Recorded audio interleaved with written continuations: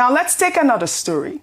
In a shocking new report, the National Drug Law Enforcement Agency revealed on Wednesday that they just took down the largest meth lab ever discovered in Nigeria, run by a Nigerian and Mexican drug cartel.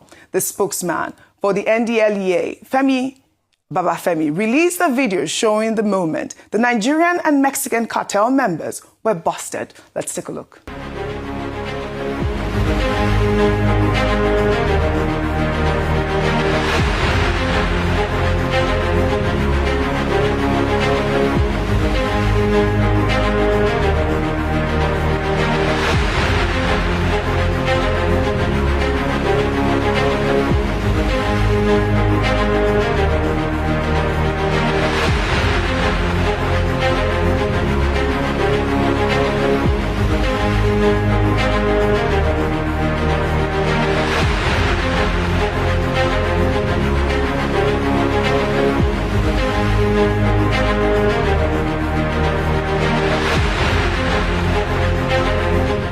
Well, kudos to the NDLEA. Well, a meth lab in a remote forest in Ijebu, Ogun State.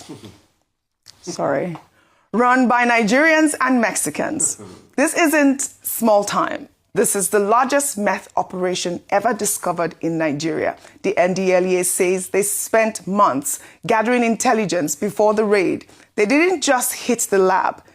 They also arrested Anochili Innocent, the alleged mastermind at his home in Lakawe. International drug cartels setting up shop in Nigeria forests. That's the reality at this point. This major drug boss comes as the commander of the United States Africa Command. General Dagvin Anderson made a shocking revelation that a 35-ton shipment of cocaine from South America valued at $1 billion was caught on its way to West Africa.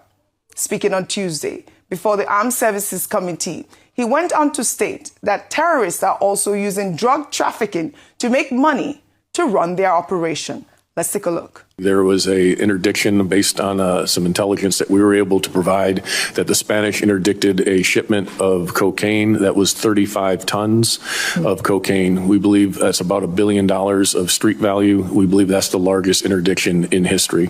That came out of South America. It was transiting along the west coast of Africa. And so we're seeing more of that drug trafficking coming in, and the terrorist organizations are helping transit that. They're getting payments through that, and there's a symbiotic relationship that money then comes back to our hemisphere, to those drug cartels, but also helps provide fuel for those terrorists. Another area that I think is important to highlight is that in the last 18 to 24 months, we have assisted in, or at least tipped off many partner nations to drug activities and labs in their country. In this time, 11 of the 12 drug labs that have been interdicted have had Mexican cartel members on site. Bimbai, these comments come on the heels of America's growing presence here in Nigeria in a bid to confront insecurity alongside the Nigerian government. But these revelations about the billion-dollar drug trade between South America and West Africa shed light into how sophisticated these networks have become. And you know, that first video that I, highlighted in Ijebu, Ode, Ogun State. Yes, it was. Because there's plenty Ijebus. I didn't hear Ijebu.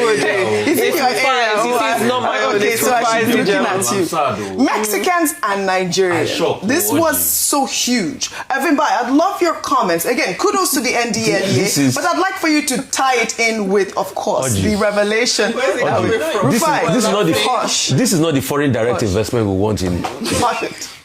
In Ogun State. This is a very serious issue. Yes, this is a very serious issue. I mean, OJ, I was in awe. I think I watched the video twice or three times because I couldn't understand the magnitude of this operation. $500 billion naira worth of industrial drug making happening in a forest in Ogun State. Just put that mentally, just try and calculate that. You know, I'm a big fan of the Netflix series Narcos, you know, where they document Pablo Escobar and all of those narcos, you know, heavy hitters from South America. And the way they move money and the way they do. This looked a lot like, I'm sorry to stereotype, it looked a lot like a scene out of Colombia. And you ask yourself, how did we get to this point where, because 480 billion's worth of transaction is not money you can just hide. It's not money you can move in duffel bags. It's not money, it's going through the system. Where is it going? And now I love the link with this conversation around South American links to West Africa with regards to terrorism funding and so forth, because it validates the argument that's constantly being made around the ideology of a lot of these terrorist movements is that they're trying to get to the Atlantic. What happens when they get to the Atlantic? They have easy access to be able to traffic not just drugs, but also weapons and human beings. So we're really in a very, very dangerous precipice here when they've been allowed to grow to this huge scale of production. There's also distribution. This implicates a lot of agencies and a lot of institutions, because you can't just do this in a bubble alone. So congratulations, kudos to NDLEA, because this is a very significant bust. When you read the details around how there was surveillance and then how they were able to capture these guys and so forth, fantastic move. But you know, yesterday we'd highlighted mining, and like Rufai rightfully said, that mining has been going on for a long time, but it was never hijacked by terrorist activity in the way we're seeing now. Now we ask ourselves, what other illegal and illicit trade is happening to fuel and fund terrorism? The president spoke at was represented by a former governor of Ogun State, Chief Oshoba, yesterday at an ADECO event. And Chief Oshoba was saying that, the president said I should tell you that insecurity is being fueled by people who are unhappy that he removed subsidy and people who are unhappy about exchange rate and so forth. And I just say to myself that it seems that there's a profile around what we've said are the people fueling insecurity. Because when you also listen to the words of Senate President Godzo Lakpabio, I'll round up now, who says that, it's by our opposition. And so it seems they know the people behind this thing, because you can't tell me that this magnitude of operation existed. God knows what the money is being used for, and we don't know who's behind it. And God knows where else they could be operating. What other forests where they're hiding? What are the with foreign nationals? I'm afraid. Yeah. Oji, I know we have to go to the next slide, but please, I'm afraid, because I don't know if people are saying what I'm scared for this country. With this kind of magnitude of drug, Oji, these drug cartels will form their militia. Yes. We don't know who they are connected to, maybe Sinaloa or any cartel. We don't know who their exit ecosystem bursts are, people that are taking the drugs out. We don't know who their local collaborators are. So NDLEA, kudos, but the job is not complete.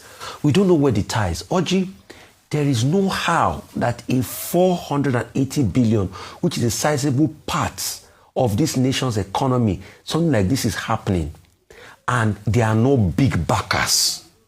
If we can't track that, then just imagine when they now start to bring in weapons and they form territory around that area. We are dealing with insecurity on one hand, kidnapping, then we are dealing with drugs. Then when you now start having scenarios where the perpetrators of this crime, the kidnappers, start to mix and form local militias for these people, and they start to act as fronts.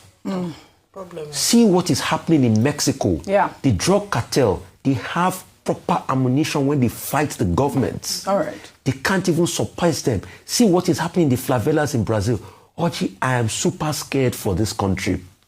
Add drugs to the cocktail, it's on steroids. Mining and all of that, blood diamonds, that's one of them. Blood minerals, you're not adding drug of this magnitude to the cocktail. It's a scary situation. And thanks for raising that awareness. It is a cocktail for disaster at this moment. Well, thank you to the NDLEA.